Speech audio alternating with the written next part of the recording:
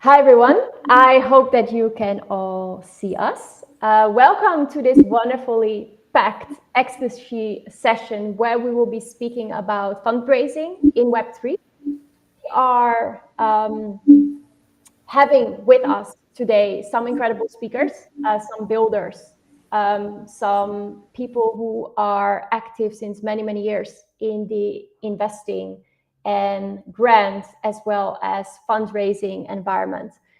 First of all, my name is Alex. I'm the founder and CEO of Thrilled Labs. We are building Web3 networking and event solutions, but most importantly, we're here today thanks to our small female community called Ecstasy. We are trying to really build a group of female professionals in our industry that connect with each other, that help each other for business, for other types of purposes. And these online events are part of it. Of course, men and others are also very, very welcome to join and to hustle together because ultimately, let's be honest, also Web3 is built by all of us together. Having said that, today we will be speaking about fundraising in Web3, and we will be looking at this very topic from multiple perspectives. Before I actually hand over to our wonderful speakers to quickly introduce themselves, just a quick update what we will be speaking about today. Everyone, first of all, is very, very welcome to comment if you have any questions or if you feel like you want to bring something to the table yourself, maybe your own experience, just go to LinkedIn, drop a comment or share this very event. Alongside that, I would love to say that we will be speaking about grants, about VCs, about angels, about fundraising also through crowdfunding, for instance. And most importantly, we have wonderful speakers with us here today. Some changes have been made compared to the original schedule. You know, that's always happening. Startups, Web3, things happen, things change, very much like the dynamic world that we are already in today. I would like to quickly point out one thing, right, before we move to actually the substance and hearing from our speakers. That is, if we look at this recent slide that I found, research from Messari, of course, there's something interesting if we look at the crypto fundraising pattern currently in our industry. What we really see is that currently venture capital is kind of like slowing down, but mergers and acquisitions are actually still up, according to this Q2 report from Messari. What is also quite interesting to note is that AI is, hot. I think many of us know that. DeFi is still very, very hot, and AI agents are really jumping in terms of investments. If we look at the total amount of funds, right, the big investment funds being launched, they are slightly down. And also, according to this report, investor activity kind of like is thinning out. But, and I would immediately say but, right? If we look at reports like this, of course, it's very, very interesting and important to know that smaller rounds and not all investment rounds are always like taking into account. This is, of course, data collected from public announcements, regulatory filings, voluntary disclosures, and whatnot. But some other markets might not be included in this beyond the beyond the English-speaking region, as well as kind of like smaller amounts in stealth startups, as well as like angel and seed rounds that are maybe less publicly pushed. So long story short, we do have, and I'm putting this away, this slide, we do have a new all-time high, a lot of interest in our sector, lots of stuff is happening today. But it seems that funding has been slowing down a little bit. Now we're going to hear from the actual experts, and I will shut up. May I, first of all, introduce to you Kara Howard. Would you like to say something? And I will just unmute you, whilst you can perhaps share with the audience what you have been building, basically. Well, thank you so much, Alex. And I'm so excited to be here. This is really a special topic to me. I know there's a bit of a women in Web3 focus, so that's also very important to me. And a little bit about me. I am a co-founder of an organization called C3. It's spelled SI3. So the C in there, SI, is inspired by my time in Mexico and means saying yes to Web3. So it's a lot about what we're up to is a lot about uniting organizations and communities and having a very strong diversity layer embedded in everything we do. So part of what we're doing in C3 is creating a DAO and uniting the women in Web3 communities together. So we researched and found over 100 active women in Web3 communities. And it was like, okay, at this point, it could be very interesting to start to aggregate us. In any industry, once you have enough of something, then generally an aggregator comes in. And it was important to me also from a values perspective, not to have, too many silos or separation going within the women's ecosystem. So actually, Alex and Ecstasy is part of that ecosystem. And we're working together to understand, DAO governance and token launches and these kinds of things. So if you're a woman listening in Web3, would love to connect with you and for you to be able to join us. My background is in a number of things, starting in finance on Wall Street in the beginning of my career. And then I actually moved into supporting women in investing 12 years ago, where I launched the LA chapter of the Veneta Project, and we connected women investors to women-led startups. So this has been quite the journey for me over the last 12 years. Still a lot of progress to be made, but I'm going to have a little bit of a focus today talking about grants in the industry. So maybe hopefully we'll provide some value on that from our experiences in assessing the landscape. And so I think that's it for me. Yeah, wonderful. Thanks so much, Kara, for being such a rock and for really standing up and building so hard in our industry. I can only say I admire so much what you're doing.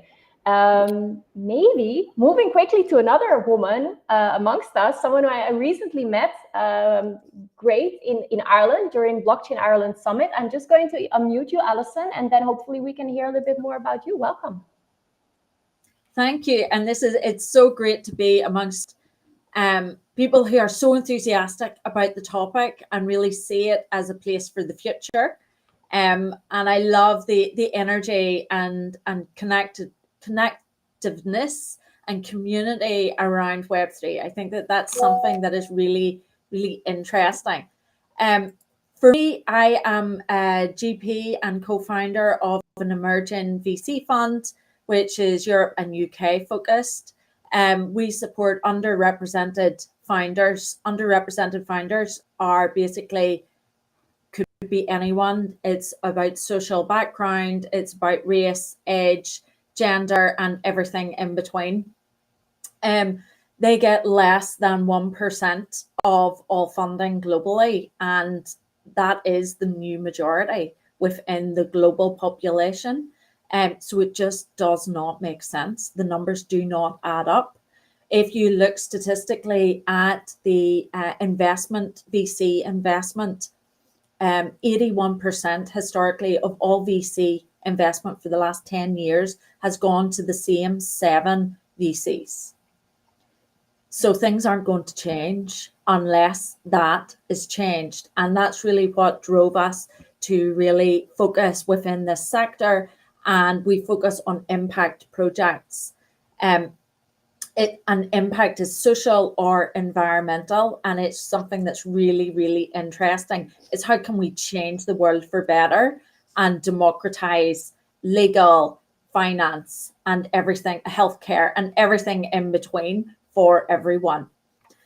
So along with that, my background is I have a corporate background in a global oil and gas company, which I then left after reaching their exec team and became a founder myself. So I've co-founded 2 startups, a cybersecurity startup leveraging blockchain and AI. We raised VC funding and then exited. And then because I hadn't had enough within the scene, co-founded a blockchain layer 2 protocol, which was in green investments. And it's super interesting space. I left that startup a year ago now. It's still around. And now I'm focusing on angel investing, supporting the ecosystem, and launching this new fund. Amazing, amazing. It's just great to hear all of this, Alison. You're doing such important things. And I remember we meeting in Ireland recently. You remembered us from years ago being as an app at Zebu Live, and you still had Thrilled on your phone. But most importantly, it's what you're doing for people, and also the example that you set, right? Being a founder yourself, you have been through it all, you've done an exit, right? You raised funds. I'm really looking forward to learning from you. However, speaking about impact, we will slowly move now to our final speaker of today, our wonderful CTO, Jesse, but most importantly in this case, actually the founder as well of Funding Chain, and you're doing something really, really important there that also very much fits with this topic. Jesse, welcome. Would you like to introduce yourself? Yeah, sure. Thanks for having me. Jesse Wachtel. I'm the founder of Decentralized Ventures, which we created Funding Chain, which is a decentralized crowdfunding platform that uses smart contracts in order to raise funds on the blockchain rather than in some company's ledger. And so the whole reason for this, kind of a little bit of a different use case here, but really it's just to end censorship in the crowdfunding space, or in the fundraising space just generally. There's been a lot of issues generally of companies deciding which fundraisers are acceptable, which fundraisers are not acceptable, whether that's raising funds for a company, whether that's raising funds for an individual issue that you're dealing with, or an emergency or anything like that. There have been a lot of instances where fundraisers have been shut down due to opinion. And so that's where this platform comes from, in order to be able to make it so we don't get in the way of that. If you're doing something legal, raising funds, whether it's for starting a business, whether it's for handling an emergency, whether it's for some kind of political impact thing that you're trying to get involved with, if you're not breaking any laws, then my opinion doesn't matter, the company's opinion doesn't matter, and you should be able to raise those funds. And then so that's Funding Chain. A little bit about my background. I've got a little bit of a diverse background. I started off in the sales world and spent about 10 years doing that. And then I spent a few years doing a transition into the technology world, and specifically into the Web3 development space, which is where I reside now. I built Funding Chain myself. I'm in with Alex at Thrilled Labs, working on the Thrilled networking application, as well as a lot of the other things that we've got going on in the background right now. Cheers, Jesse. Thank you so much, honestly, for everything that you're doing. I'm telling you this on a daily basis, so I don't have to repeat it here, but thank you for being such a, someone who really cares about building in our industry, and also make it more fair, democratized, and accessible, I would say as well. Now, let's move now actually to the substance, more substance even than we already had, even though in some introductions already quite some substance was touched upon. I would love to really look at a couple of questions, right? First of all, a little bit more of a general question. And please note that I have to unmute you. I do that for the noises in the background before you speak up. I would love to hear from everyone, and maybe we can start with Kara, right? If we look at the Web3 ecosystem, we all know that it's like super fast paced, things change from almost like a day-to-day type of basis. We of course see also very much like shifting investment priorities. As far as you kind of like, you have this very aggregate view, right, over the ecosystem, being in touch with so many people that are building and that are fundraising. Like, what are some trends that you've noticed, or changes like in funding kind of like priorities? We would love to hear from you about that. Please go ahead. Well, thank you. Yes, I will kind of frame this around the grants space, as it's the one I'm the most familiar with, and hopefully can maybe provide a little bit of unique position. So that's where my answer is going to go today. And it has definitely been a shift in the grant landscape over the last 1 to 2 years that I've experienced personally and seen as a whole, and spoken to a lot of people about. And, what I think is happening is there's been a lot of testing. There's been a lot of building, actually creating these grant programs for, the chains and protocols they're creating is a lot of effort.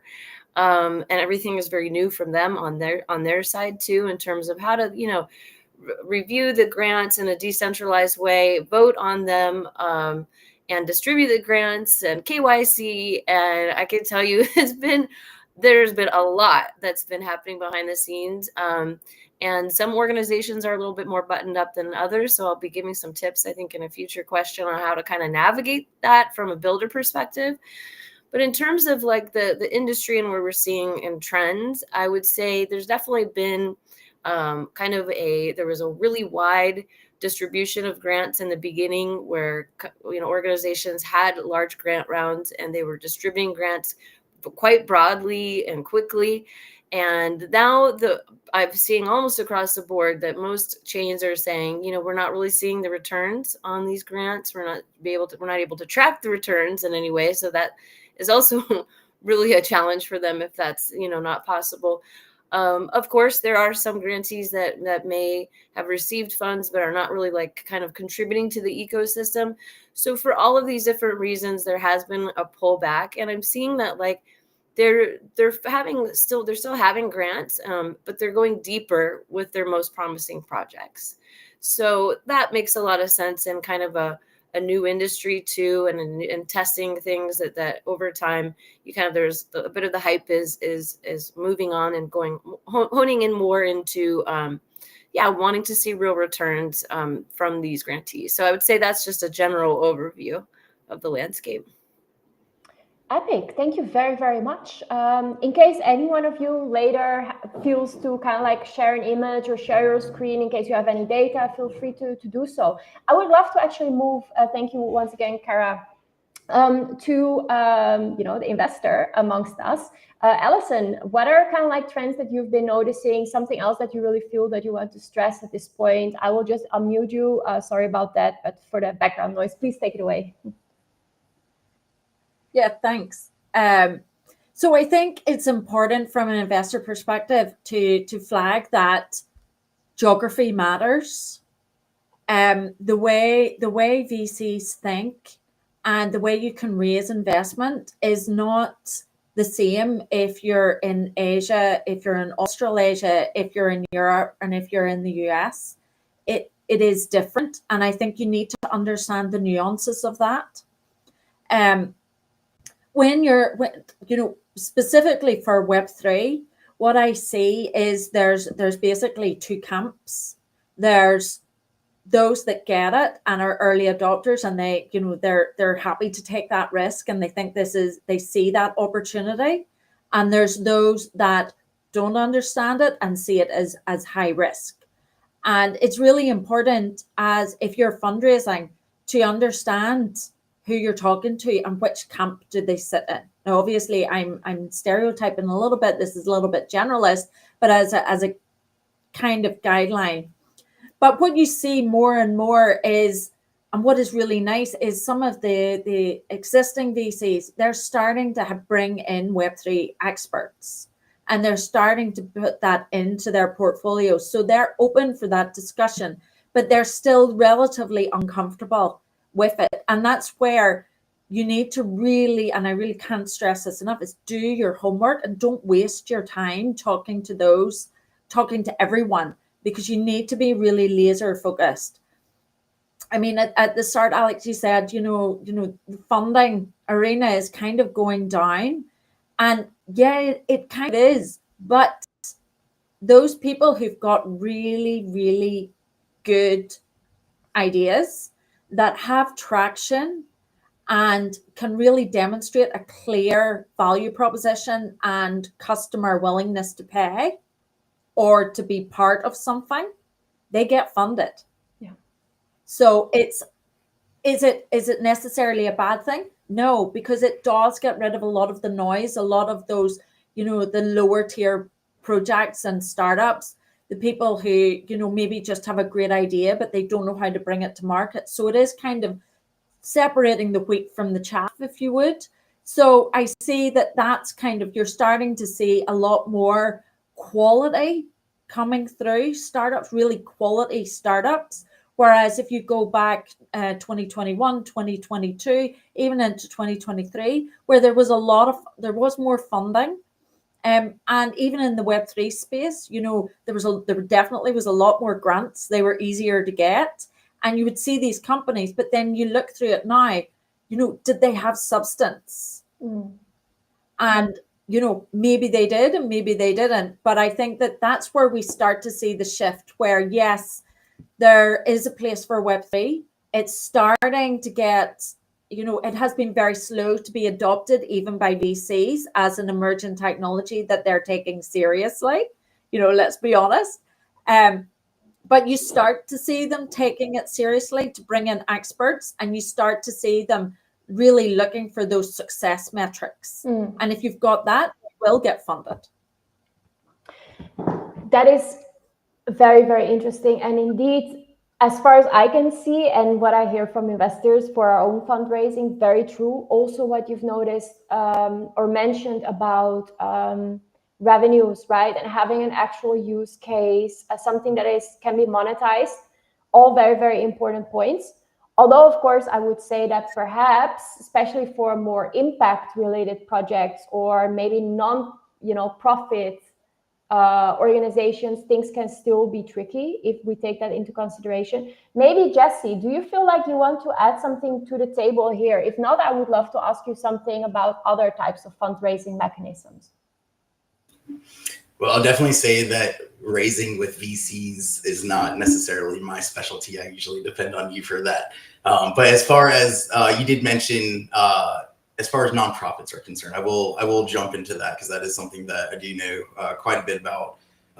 There's a struggle right now. There's kind of a divide as far as the larger nonprofits and the smaller nonprofits, as far as who's capable of starting to accept crypto and who's not capable of starting to accept crypto. And really that really depends on their how big they are, really, how many funds they have, because it costs money to install those things. It costs money to be able to integrate these systems. Even if it is kind of an already ready to go plugin, you still generally have to pay somebody in order to be able to incorporate that.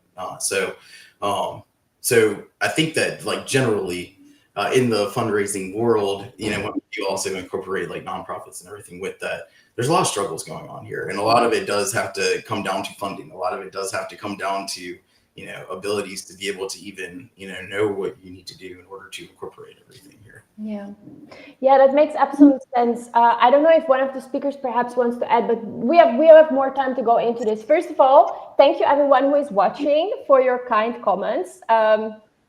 I wasn't sure whether to show this, but this is very kind. Thank you for your kind words. We do our best to set up great events. It's great that we also see interactions going on in the chat. So please feel free to do that. If anyone has any questions about what our speakers are doing, feel free to drop that in. Great that we also see some event organizers, including Room. You just hosted Decentralized Nigeria conference last week. Sadly, you didn't use Thrilled. Maybe next year. Now that brings me to my next question. I would love to actually ask you, Alison, and then maybe also Kara for some other enlightenments about what you see in terms of grants and maybe some less well-known factors. But first, Alison, what, in your opinion, should a project do before and after their approach a VC? Do you have any, let's say, tips for our audience? Because I know that for many project founders, it's kind of like a struggle how you get in touch with these people. Yeah, and again, this comes down to homework. But I think, first of all, the very first, before you start approaching, get your data room in order, get your paperwork in order, because it may sound basic and obvious, but it's really, really surprising how many people don't. And then they scramble once they've got some interest from a VC. And that is a bit of that's an orange flag. Maybe not a red flag, but it's definitely an orange flag. And if you're talking to angels or syndicates for early stages, again, don't be doing outreach to people without having a data room in place. You hear a lot about relationships and, having warm intros and things like this. And that is important. But I think the reality is we're not always born with those introductions. We're not always in those circles. I'm not, I come from a small rural town that is mainly farming. I lived overseas for my entire career in a very, very different sector. I don't come with a little black book, address book with everyone's phone numbers. So it's really about, as a founder, you need to have some kind of a presence. Can you do speaking gigs? Can you make sure that your profile on whatever platform is visible to a degree? Because people, once you do approach a VC or an angel or a syndicate, they're going to look you up. They're going to stalk you. So when they stalk you, you have to have the right, be consistent, and, you know, not be talking all the time about your fluffy cat. You know, you need to be seen as, you know what you're talking about.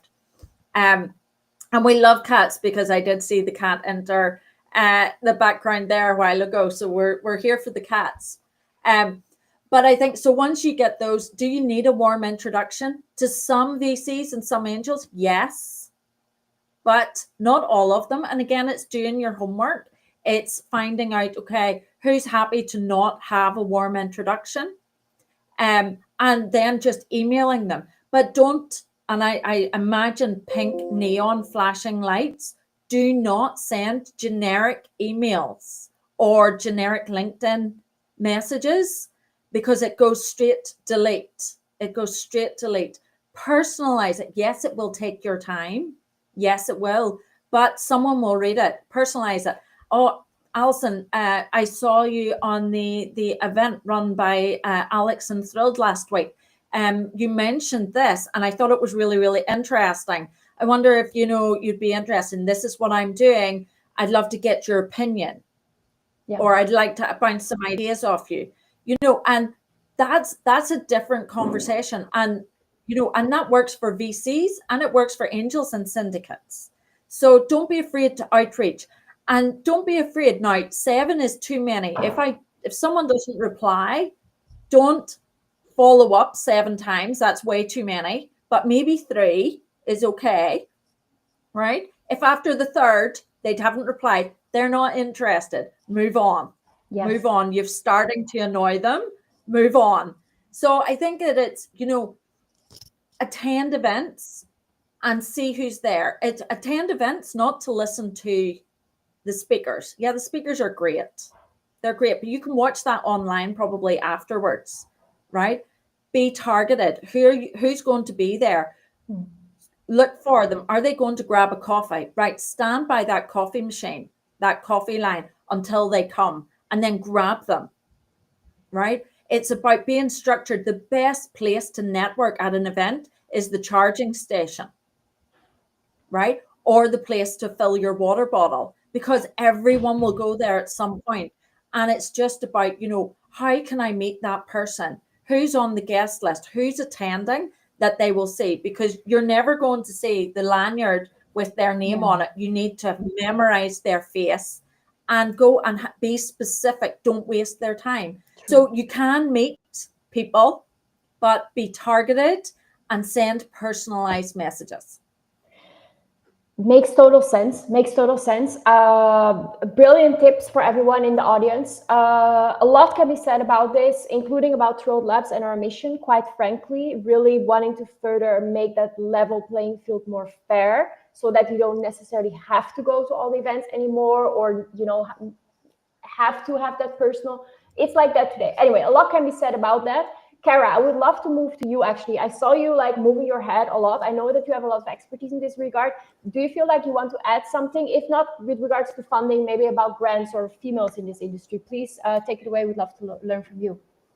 Yes, I would love to. I felt like Alison had so many good points that were applicable, you know, in generally for VC and grants. And so just to follow on, I have a couple points, and then maybe I'll show 2 slides that I want to share, which are a bit of resources for the audience here on the grants landscape, as well as accelerators. So I've just really aligned with a lot of what Alison shared in terms of, okay, how, if you're looking for grant funding, how are you going to make that happen? Well, kind of in the early days of the cycle here, a lot of this was people could apply for grants with a little bit of information about themselves, sometimes anonymously, you know, with their avatar, for example. Well, if you can picture, that can be very hard for organizations to track who is doing what project. Where do I even find you? Where do I find your project after I give you the money? So this is a little bit, you know, different to navigating with an investor. You know, I'm assuming investors know who they're funding personally after at least a conversation. So that part is sort of like becoming obvious to grantors, that we do need to have more of a personal connection with you. We need to understand who you are. We need to be able to follow up with you. And this is where, the networking and the personal brand come in really strong.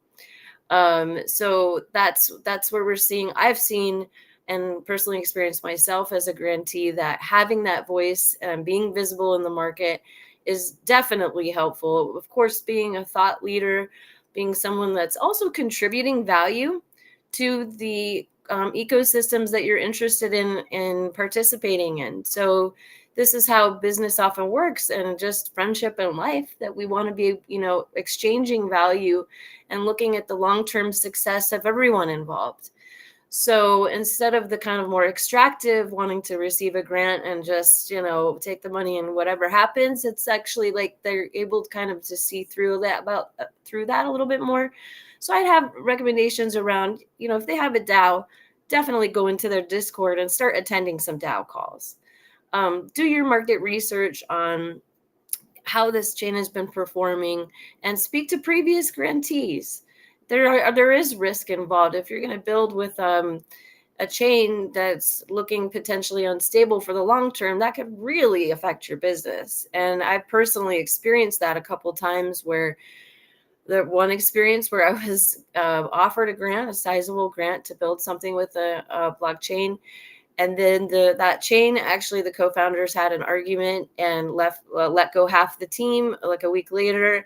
And it's like looking like the chain's on the outs, and it was like, whoa, like, could you imagine if I built my whole platform with this, and there's this blockchain, and then, it's not looking sustainable. So it's definitely way more important to look at the long-term health and potential of an organization versus just the immediate upfront funds, even though it might feel like it's really, of course, helpful to have the money to build.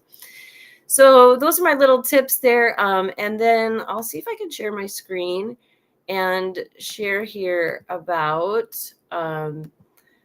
grants that I see that are interesting in the landscape. Can you see this slide? Boom, ta-da, great, thank you. Okay, that came up. So these are organizations you've probably heard of, some of them. It's, a summary here of organizations that I feel like have a solid foundation or are scaling and coming up to be more solid. So I would recommend taking a look at these. I know there's a lot here, but you could, rewatch this and just click to this area. And then getting to the slide on Web3 accelerators. This is exciting for me because we actually have our own accelerator, Grow Edge, that we're launching. It's the one over here on the left.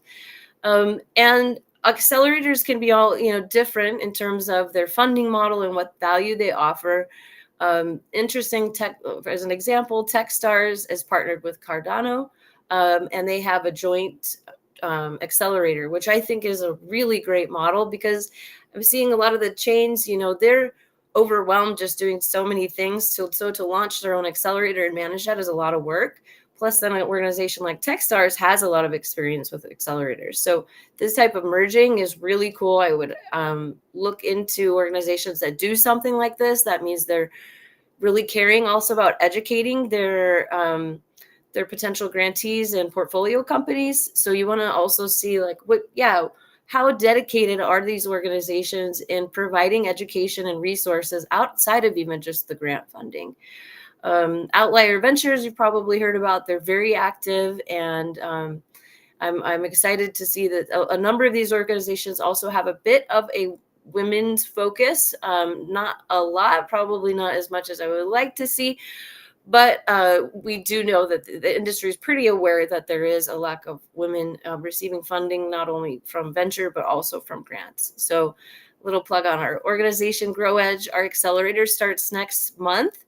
And our focus is on supporting established ecosystems, chains, and protocols, and actually venture funds with accelerating them, the participating themselves in our accelerator, as well as inviting their grantees and portfolio companies.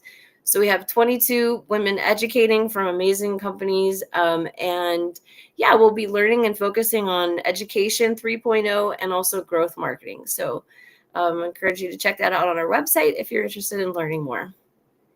That's it for me. Epic, thank you very, very much. I will just disable the screen share. Before I move to Jesse, 2 thoughts from my side. I really loved how you both, actually, all the 3 of you, have this very fair look in terms of what is needed, right? The human connections, what type of accelerators and grant programs are out there, how they actually work in practice. Maybe 2 words from my side. I've been in the BFG, the Blockchain Founders Group incubator years ago, actually, with Thrilled Labs. I can only recommend them. In fact, their former managing director was supposed to join us here today. Sarah said she couldn't make it, but hopefully we will learn from her next time. I would also say that there were incubators and accelerators are out there. I speak with lots of other founders in this industry, and I would definitely add that where they actually ask you a bunch of your equity or a bunch of money, that would actually be, in my opinion, quite a red flag. And sadly, I do see quite some accelerators and incubators out there acting like they're very legit. I would say just be careful with those, but that is just 2 cents from my end. That's just my opinion here. I don't know if anyone wants to add something to that, but just generally when we talk with angels, with VCs, right, with people that approach us for investments and actually also ask money and retainers, always to be extremely careful. We also have various educational articles about that on Thrilled Labs website, right? How to make sure that, for instance, the VC you speak with is legit in terms of due diligence and so on. Now, there was a quick question before, and then I will move to Jesse, actually. Alison, a quick question before is from Room was this one over here, and then I move to Jesse. What do VCs look at when connecting with individuals? Is it LinkedIn, digital footprint, nothing at all? Like, maybe you can offer some thoughts there. It's everything. And look, it's okay to have, a private account, or, I'm going here and I'm partying or whatever, or this is my life and I'm sharing stuff about my family or whatever. And that's okay. But then what is your professional footprint, right? And as well, you need to be a little bit aware about, sharing political views when it comes to your startup and having a professional brand. It can sometimes put off investors, and it's fine to have opinions. Opinions are great. It's what brings conversation and discussion to the world. But you need to have a level of awareness around it. So I think that, it could be, if you're part of a DAO, it could be maybe they're going to go in and look at your Discord. Maybe they're going to look at, your X profile or your Blue Sky, your LinkedIn. It's your digital footprint. And is there any red flags for them? And are you representing the brand? Because as well, if you're the founder, there's a level of risk, and they're just doing like a background check on you. Mm. So yes, it's basically everything you put out there. Yeah, that makes on every sense. platform. Yeah. So basically, we need to have this omnipotent approach of just being, out there, but carefully and thoughtfully, and not step on anybody's toes, perhaps, as well. Now, maybe, Jesse, I would also love to move to you a little bit more. There are 2 things that I have been wanting to ask you. First of all, I would love for you to speak a little bit more to us, if that's possible, about Funding Chain and why specifically, if it's really needed, right, for projects, for individuals to raise funds, because we focus a lot on VCs, on investors, on grants, but of course there's also other avenues to get your hands on funding or to make money. And maybe that brings me to the second question. You have worked in sales for many, many years. There where projects really want to focus on closing deals.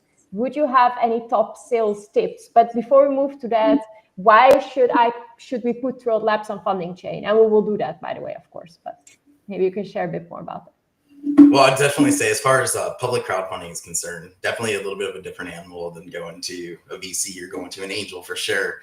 But really, we're kind of a different world these days. I feel like it's been this way for a while, where, you have posts that go viral, right? You got, ideas that go viral, and it's kind of the community sentiment of an idea, really, is what occurs there. And so you're going off of the opinion of a person or a group when you're going to an angel, or if you're going to a VC, or if you're going to, some kind of investment group. But when it comes to posting something, on your own network, to your own people, and seeing what the reaction is, and seeing if you can get your own friends involved, you can get your own family involved. And, if an idea is good enough, it can take off, and then it'll end up going viral. You'll be able to raise money from people you don't even know, without really any kind of like stipulations on that. It's just basically people liking your idea and, wanting to be able to help with that. And I think that in our society, especially in the Web3 space, we've found that this is a very giving community, the Web3 space is. And if they see some kind of idea that they believe in, that they think could help either the community, the world, or if it's just something that they believe in, a lot of people in the Web3 space will just donate to it. They'll just give you money to help you with it, to try to bring your idea to life. So a lot of people do struggle with the abilities to be able to go off and engage investors and be able to do that. And myself included, being a technical founder, that has always been a struggle of mine, to be able to connect really with investors, to break away from the technical jargon, really, and really to have people connect to the idea and to, what's actually being built there and the reason for it and all that kind of stuff. And, I think for a lot of the people that struggle with that ability, to be able to at least put your idea on a platform, and try to get the idea out there and see if people will back it. I think, it's an important step, especially for, a certain kind of person that maybe struggles with the ability for the outreach side of things. Yes, thank you very, very much, Jesse. It's true. It's true what you're saying. And thank you for your transparency and honesty here as well. We see it with lots of tech founders. And I mean, first-time founders like myself, or maybe even if you don't fit in the stereotypical kind of like box of someone who went to marketing or business school or finance, university. And sometimes you are not 100% sure how you should handle things, even though you have an amazing idea or project in your hands. And that might actually bring me a little bit, whilst I move away from showing Funding Chain on screen. I would love to move for a second to a big elephant in the room. Not that big, but a bit of an elephant in the room. That is female founders and female fundraising, just generally. Jesse, you will have to bear with us for a little bit, but you're stuck with a female founder as well, so we can speak about it. I would love to hear from Kara and you, Alison. How do you see like the current fundraising kind of like environment for women out there? This is a very open question, but are there like specific challenges that you're observing, but maybe most importantly, how can we solve them, either as an industry, as investors, or as founders? I will leave that up to you, what you feel like you want to address. Feel free, either of you, to speak up first. I would love to hear from you. Sure, I can jump in. There's a lot to unpack, and especially when you go deep into DEI and funding, and it can feel overwhelming. But it's actually kind of related to just, it's a very important topic, but it's also kind of a reflection maybe of where we're at as society as a whole. We're evolving and we're breaking down outdated patterns. And a lot of this, unfortunately, but again, it's part of this process that we're in, is related to an unconscious bias potential. Mm-hmm. And it's just, can be quite deeply ingrained from years of conditioning and things like that. And so the data shows that there, and also just in speaking with a lot of women that have gone through fundraising, the majority have experienced some form of bias. And it could be at different degrees in terms of how the investors, generally male investors, are perceiving them and their potential. And, a lot of the investors are from a certain generation where they haven't really even been around women that have been starting companies, so these are the barriers that women are experiencing. And advice that I've kind of shared with women is and what I've seen is similar to like public speaking. There isn't one of the best things you can do is practice, and things are going to become easier. You're going to become more confident, and just being aware that you're going to be dealing with this, and that's and asking yourself, is this something that I feel comfortable navigating? Because takes a lot of layers of emotional intelligence, self-care, valuing oneself, and noting that, you might be getting more quizzical questions and feeling a little bit like not so comfortable in the conversations, but that it's not a personal thing around you. It's just literally a gender issue. So that is something that I've seen, and I'm excited, and I think is going to take a lot of time. It'll continue to take time, but there's a lot of work being done. Even though we're not seeing the metrics improve much from the 12 years ago when I started, there's similar metrics and data points on percentages of funding going to women. But all of these actions that people are doing are adding up piece by piece, and having 100 women in Web3 communities that are active. I mean, that's massive. So there's other factors that are play, which is also in terms of like what roles that women often are finding themselves in. In the grants landscape, most of the money has been going to technical leaders and builders. And in the industry, I think it's 90% of the technical leaders are men. So that means 90% of even the grant funding is likely been going to the men. There is no data on that. We're trying to get some data on gender with grant funding, but we haven't been tracking it yet fully. So, now what's happening, what's really exciting is we're seeing the grants moving beyond just the building aspect, but especially because they're trying to double down and fund the organizations that are already doing well and have potential. So there might be, additional grants going, then venture funding going to projects that are doing well. And we're starting to see the types of grants evolving as well to be more marketing, community growth. We need funding to actually now grow the project that you've just built. And a lot of the women in the industry, we are marketers, we're community builders. And so we're starting to see a shift in the funding going to the different demo types and roles of people. And then that lends itself to having more women receiving funding. So there's a lot of factors, but I'm encouraged by the industry in Web3 more than any other, in terms of, as Jesse was saying, a lot of people are quite aware and caring and trying, and that's all you can ask for people to do is make an effort. We're going to break down these biases and barriers. Thank you. I love that you just finished with that, actually, just because I don't know about all of you, but I really do know and believe that Web3 is a merit-based space, and that it's, comprised of most individuals who really care about, building something together, changing the world, making something beautiful together. It's just that at times, some people are at fundraise, or I would say funding positions, that appear to care a little bit less, and maybe indeed care a little bit more about extractive purposes or making money overnight, and so on and so on.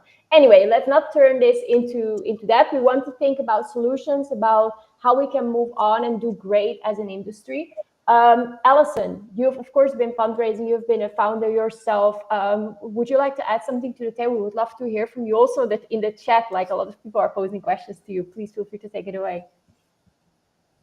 Yeah, so I think, there's so many good points have been raised. And I think that crowdfunding is a really, really good way of raising money within Web3, and it's much more accepted within Web3 than it is in other sectors. There's positives and minuses to it, as anything, but it's very good. And that's a really good avenue if you're not eloquent, or you're not comfortable talking to people or pitching or doing things like that. It's really good. And the leverage of things like utility tokens as well as a way to fund the business, it's looking at these alternative mechanisms, which are really, really interesting. I think the Web3 community is native digital, and what that means for me is that you're not looking or asking or considering the question, is this a male or a female? Like, it's just, as you say, Alex, it's based on merit. Can they do the job? They have a good idea. Do they have the metrics to back it up? You know, and I think that, again, that's something that is different outside the Web3 community. It's much more, you know, they're in your face. Whereas within the Web3 community, it's, you know, it's avatars, it's an online profile, it's, you know, it's how you're known in the community. It's maybe your little, you know, monkey icon or whatever avatar you choose, you know, so that is completely different outside of the Web3 community. And that's where a lot of the biases and things come in. That's not to say that, you know, there's no issues. These issues are still there. I think that my feedback is one, you need to find allies. It's, you know, no matter whether, you know, what you're looking at, but for women in specifically, it's where are your allies? If you surround yourself, you have to be very careful surrounding yourself with only women, and you're burning the bra, but you're not driving change. Those allies that you can work with to really push forward. So I think that that's one. The other thing is when you're setting up the business, what role are you going to take? What is everyone's position in that? And, you know, as mentioned earlier, it's, you know, where a lot of us are marketers or sales and things like that. So does that mean you should be CMO? Why not CEO? Why not? Right? And I think that's quite often we as females will, you know, take the position we're comfortable with rather than the growth position. And I think we should always take the position that we're uncomfortable with, because that's how we're going to prove it. And so I think that you can still be CMO, but under, you know, that's part of your remit as CEO.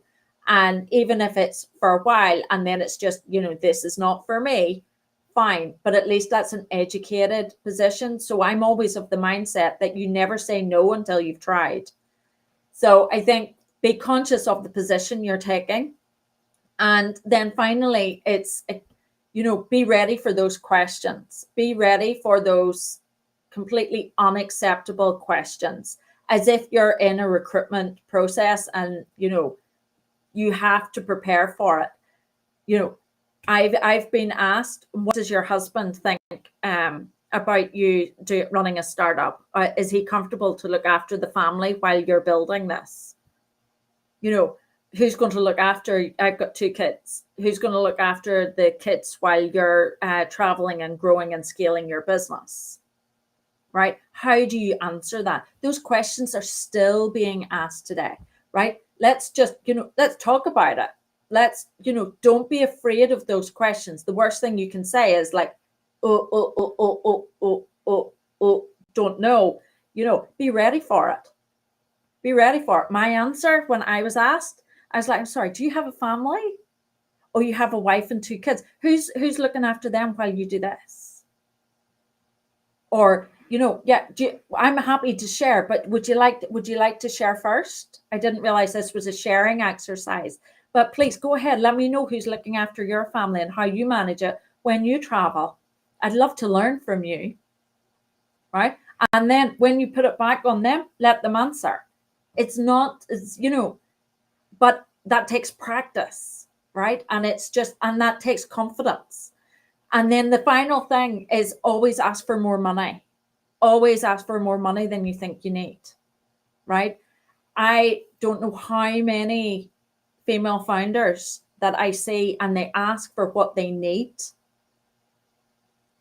not for what they want. And sometimes they don't even consider what they want. But, you know, fundraising is hard. And it's always going to take longer than you think it's going to. So you always need more of a runway, and things are going to crop up, and you need to stop this limiting belief. Okay, this is going to get me to this. No, if you're going to build.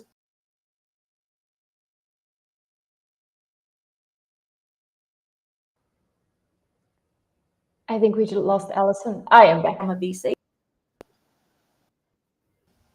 I'm still here. Can you see me? Yes. Can you hear me? We lost you for just a second, Alison.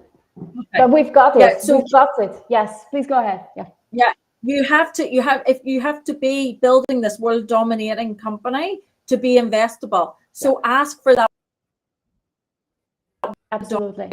Absolutely. This is so interesting to hear from all your various perspectives, right? Also, these questions from some investors out there are very, very interesting. Maybe really quickly from my side, I recently spoke with an investor and I asked him, why have you actually not been asking about my private life? Like some investors have been doing that. Why haven't you asked if, I mean, I'm almost 35. Why haven't you asked if I want a family? And he said, I assume that you're clever enough to have thought about that yourself, because otherwise you probably wouldn't have started this, or otherwise if you didn't think you could manage all these things, probably you wouldn't have done this. And I thought that was such a brilliant answer. And I do think that when we do see investors also at times with a bias, for instance, at events, we see them sometimes at stages speaking about we invest in guys who do X, Y, Z. We can just, say that, like, why do you always think that founders need to be guys? Or why did you think that I was not the CEO of this company, but the sales lady, which happens at almost every event with men that I'm speaking with. Anyway, those are just 2 cents from my end. What I just wanted to add here is that it's also up to us as women, as females, just as it is to maybe to any type of person in this world, that there where we feel that we are slightly treated unfairly, that we speak up for ourselves. Of course, that's not always easy. As Alison said, you need confidence for that. It's really not always easy, specifically if there's asymmetric power right there. And that's also why I think as females, we have to unify ourselves, which we also do thanks to Kara's initiatives. But anyway, that is 2 cents from my side. We are slightly out of time. I would love to circle back for one more thing to all of you. In this kind of like short round of almost an hour, is there something that you have been thinking about that you were like, I should have also said this, or I should also bring this to one's attention? Carrie, you've mentioned about your community, about the accelerator, about the grant ideas. Can people contact you if they want to know more about these things? Do you have some other brilliant final words that you would like to share with us? Maybe a call to action or anything that you disagreed with that has been said, or something else? Well, thanks, Alex. I'll keep it brief. This was really comprehensive. I do have one more slide, and I know it's like, please. A quick here, but people can come back and circle and see hopefully this slide. Yes, we see it. These are emerging tech VCs that I researched that have a focus on supporting women. So some of them are focused like in Web3 and specifically in Web3. I think also Genshi, and then a couple are more general. A lot of them have an AI focus. But if you want to come back to this, like take a screenshot or something, it can be helpful. They do exist. I'm sharing that out there that they do exist. So that was a resource for me. And as far as reaching me, I'm accessible on LinkedIn mostly. So you'll find me with my name, Kara Howard. And then my company's website is c3.space. So SI3.space. Yes. Thanks again for having me. This was really special. Alex, you're always blowing me away and so humble, but I know this takes a ton of effort behind the scenes, and I always love to see you. Thank you for your very kind words. Everyone who wants to connect with Kara, make sure to reach out to her over LinkedIn. You've seen the QR codes, or just scan this code that is online right here on the screen, and you end up on her brilliant website. And you can connect with all the other communities and women that are in Kara's and everyone's ecosystem. Thank you so much, Kara. Alison, before I move finally to Jesse, would you perhaps bring a final word to the table? I think do it. Just go for it. Don't be afraid. Talk to as many people as you can, and go, if you're looking for money, have your data points ready and know and be prepared, but just do it. Don't wait. And just thank you so much, Alex. This has been so much fun. Yeah, no, absolutely. And honestly, once again, Alison, thank you for joining at such a late notice. You just did it. When I asked you, can you please join? You just did it. So we're so grateful for that you joined us last moment. Jesse, speaking about just do it, like, is there something else that you would like to bring to the table, apart, of course, from the very, very important mention that funding chains waitlist is live, and everyone who wants to raise money for the cause that they care about can do that in a fair and efficient way. Is there anything else that you would love to bring to the table? Yeah, no, I appreciate you mentioning the wait list. It's definitely live now. So anybody that wants to find out exactly when we launch, just add your name to that and we'll keep in touch. It's going to be very soon, though. One thing I just wanted to throw out there, just to back up something Allison was saying earlier, just as far as when you're going to talk to people, make sure you know what you're talking about too. That's something that I found in a lot of circumstances coming from the sales field, is that the product you're talking about is what, like, your knowledge in that is going to be what sells it. All right. And so if you're going talking to VCs, you're going talking to angels, and you can't articulate your product, you're not going to sell it. All right. So make sure you know what you're talking about. That was kind of the one thing I wanted to circle back to. Anybody that wants to connect with me, feel free to connect on LinkedIn. You can also find me on Thrilled. If you want to talk directly, your best bet is to reach out to me on there. And Alex, I appreciate you having me on. Yeah, of course, of course. I say to the audience before we close up that we couldn't really address all questions. For instance, a wonderful question that popped up during the talk was whether or not, Allison, you wanted to invest in Thrilled Labs. Someone has been asking that, if you have been investing your own money. I couldn't address all the questions. Maybe we can chat after that. I'll be chasing you with 3 separate, chasers week after week. I'll be coming after you. Or at the next event at the coffee machine. Thank you all so much for having joined. I will just put this away for a second. Thank you all so much for having joined. To all the attendees who was here, we had a massive list of people. So thank you all so much for your time, for your interest. Feel free to reach out, to any of us, or indeed come back at our next event. Thank you all so much for your time. And thank you also to our speakers from the United States, Kara and Jesse, as well as from Ireland, Allison, and me, being Dutch but based out of Italy. Thank you all so much for being here with us today. All the best. Bye-bye.